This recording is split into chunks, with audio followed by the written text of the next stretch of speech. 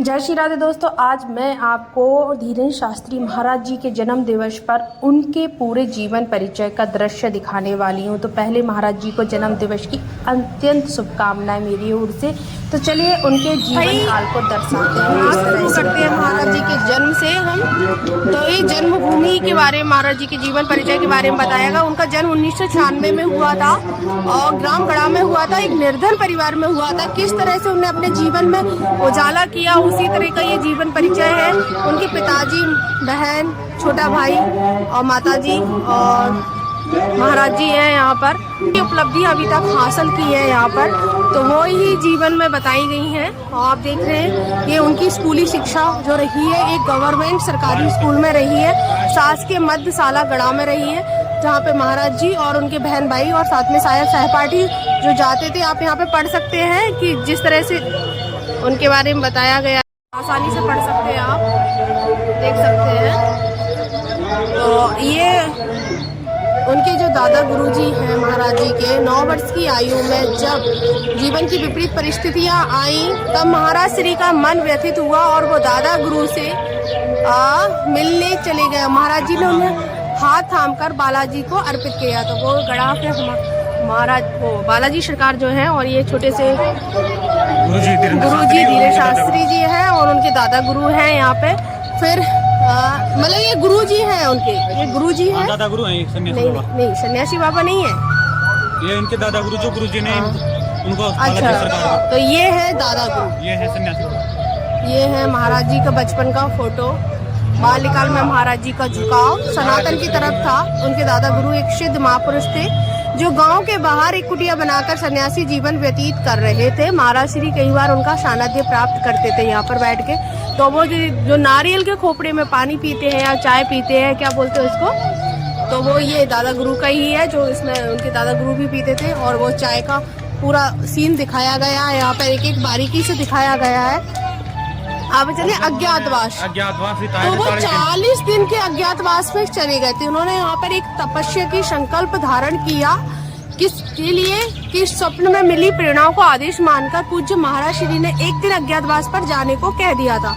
तो यहाँ पर वो देख रहे हैं तपस्या करते हुए उन्होंने 40 दिन में जो सिद्धि प्राप्त की है, कुछ भी किया है, वो यहीं पर किया है। इसके बाद गुरु कृपा कैसे मिली महाराज जी को, तो ये आप जानते हैं, श्री रामभद्राचार्य जी ने श्री राम मंत्र दीक्षा दी थी। हाँ, ये रामभद्राचार्य महाराज जी हैं, श्री राम तुलसीपीठ वाले।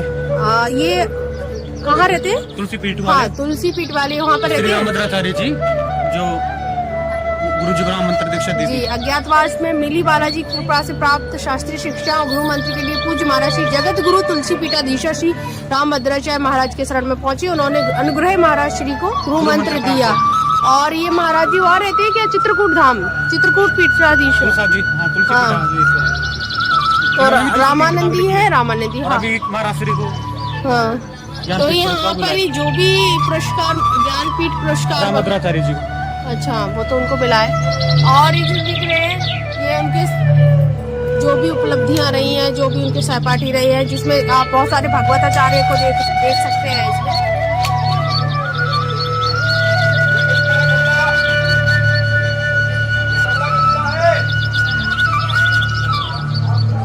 आप यहाँ पे देख सकते हैं, ये महाराज जी के जीवन काल की उपलब्धियां हैं, जो भी उन्होंने कार्य किए हैं, जिन लोगों से वो मिले हैं। आप इनको जानते हो, वो बिग बॉस के भाऊ हैं इसमें, आप एक्टर है इसमें। खेसारी लाल यादव जी हैं और गुरु जी हैं और धुंधुरवी सरकार भी है इसमें, आपको देखने को मिल रहे होंगे। और विदेशों से लोग आए हैं, जो उनका जो मंच प्राप्त हुआ था महाराज जी को आज तक का, वो, और इनको भी जानते होंगे, गुजरात से है। अब जिसमें ऐसी बहुत सारी तस्वीरें हैं जो जानी पहचानी है।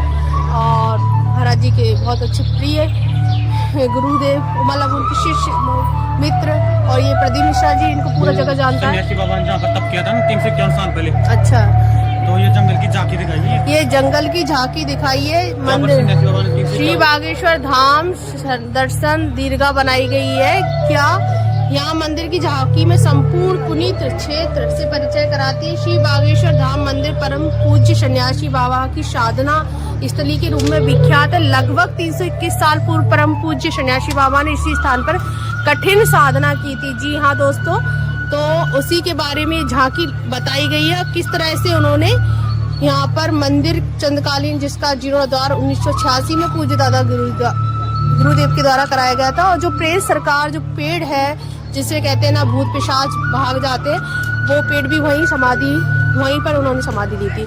तो इसीलिए वहाँ पर प्रेस सरकार की बहुत बड़ी मान्यता है कि उनको प्रेस नहीं लगते या प्रेत आते हैं तो भाग जाते हैं। तो यहाँ पर जैसे पूरे जंगल को दर्शाया गया है, थोड़ा सा काल्पनिक भी हो सकता है। तो दादा गुरु जी का उन्होंने ये बागेश्वर बाबा जी हैं और ये महादेव की तपस्या की थी जी जी और वो सन्यासी बहुत सुंदर। और जो बागेश्वर धाम सरकार के प्रथम पुजारी जिनको बोलते हैं वो सन्यासी बाबा ही है। और जिसपे बानरों की सेना, हिरण, ये तो शायद काल्पनिक भी हो सकता है बट अच्छा दर्शाएगा। ये माता पिता और उनके गुरु जी में हैं। तो चित्र गुरुदेव माता पिता राम गोपाल गर्ग, माता जी सरोज गर्ग के आंगन में वो माता पिता के आशीर्वाद से पूज्य गुरुदेव भगवान आज संपूर्ण विश्व में सनातन संस्कृति की पताका लहरा रहे हैं। तो देख रहे हो जीवन की गठित हुई झांकियां हैं जो उनके जीवन के अभी जैसा चल रहा है। ये 151 विवाह समारोह है, उसी की कुछ छड़िकाएं हैं इसमें प्रस्तुत की गई हैं। और जैसे भी जो चिकित्सा करते हैं उसकी तस्वीरें यहाँ पर दिखाई गई हैं। और हमारा शरीर जगह जगह जाकर दिव्य दरबार लगाकर जनमानस का दुख दूर करते हैं, उसकी छवि है जी। दिव्य दरबार है यहाँ पे बालाजी की कृपा और अपने गुरु से तो बालाजी जनमानस व्यापक वेदाई जो दरबार, वो जो पर्चा बनाते हैं वही यहाँ पर दिखाया गया है। झांकी में दिव्य दरबार किस प्रकार से लगाया जाता है और किस प्रकार से समाधान किया जाता है। कथा करते हैं, आपको पता है हरमंद कथा से बहुत फेमस रहे हैं महाराज जी।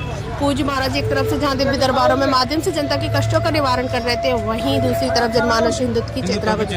तो यहाँ पर जैसे कि आपको पता है उनकी एक पुस्तक भी आई है, अब आगे चल के आपको शायद देखने को मिलेगी। और जन जागरण भी महाराज जी ने जो किया, और इस समय बहुत समय की युवा थे उस समय, युवा तो आज भी है युवा सनातन की अलग जगाने के देश की युवा पीढ़ी को हिंदुत्व की जड़ों के संस्कार को जोड़ने के लिए पूज्य महाराज श्री ने देश भर में भ्रमण प्रारंभ किया जी। रायपुर कथा विवादों पे साक्षी विजय और साक्षी में रायपुर कथा में महाराज श्री पर दोष लगाया गया था, तो उन्होंने इसका परीक्षा दी थी उस समय। हाँ, वो जो विरोधी थे ना, उन्होंने रसी कर दिया था। ये वो ही है कि ये कहा था कि तुम पे शक्ति है कि कैसे करते हो, क्या तुम्हारी सेटिंग होती है। उन्होंने यहाँ पे साक्ष्य दिया था सभी को, हनुमान जी की अष्ट सिद्धियों का प्रमाण लाखों लोगों को समक्ष दिया था। ठीक है। और यहाँ पे कन्या विवाह जैसे हर साल करते हैं महाराज जी। इस बार पांचवा विवाह चल रहा है, कन्या विवाह। इस बार 151वां 5 वर्षों से प्रत्येक साल से करते आ रहे, शिवरात्रि पर ही करते हैं। इस बार 151 जो इनके माता पिता नहीं है उन बेटियों का यहाँ पर विवाह करते हैं महाराज श्री। और जो भी उनका रहता है दान देख।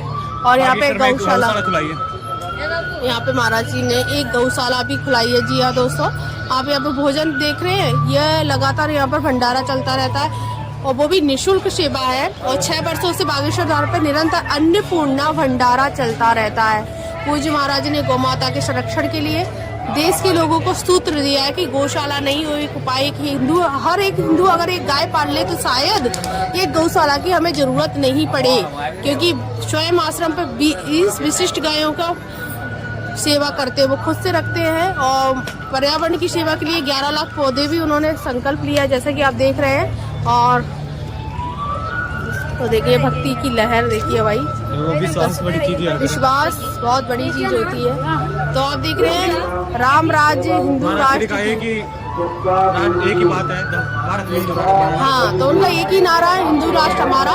जन सेवा सनातन सेवा के उद्देश्यों की पूर्ण करते हुए लहर जन जन तक पहुंचाना है। जैसा कि आप लिखा है वैमनस्यता ना फैले, उन्होंने सारे बताया है कि हिंदू राष्ट्र का मतलब क्या है। इस तरह के बहुत सारे लोग बोलते हैं एक ही धर्म को बढ़ाना, ऐसा कुछ नहीं है। हिंदू राष्ट्र का सनातन धर्म पर एक सनातन धर्म क्या है। तो इस तरह से आप यहाँ पे देखते हैं कुछ तस्वीरें हैं महाराज श्री की जो किसी ने बनाई हुई हैं, जो यहाँ पे संघर्ष जो उनके देने वाले लोग आते हैं, उनके बहुत चाहने वाले लोग हैं, उनकी पेंटिंग है। और यहाँ पे ये विक्रय भी की जा रही है आई थिंक, है ना। तो प्राइस भी डाला गया है 5100। और ये तस्वीरें हैं, बहुत पेंटिंग्स की गई है महाराज जी, 5,000 की। देखो ये पेंटिंग दे रहा है देखो, जिसमें बालाजी का स्वरूप भी दर्शाया गया है। जय बागेश्वर धाम की वो ऊपर निकल गया।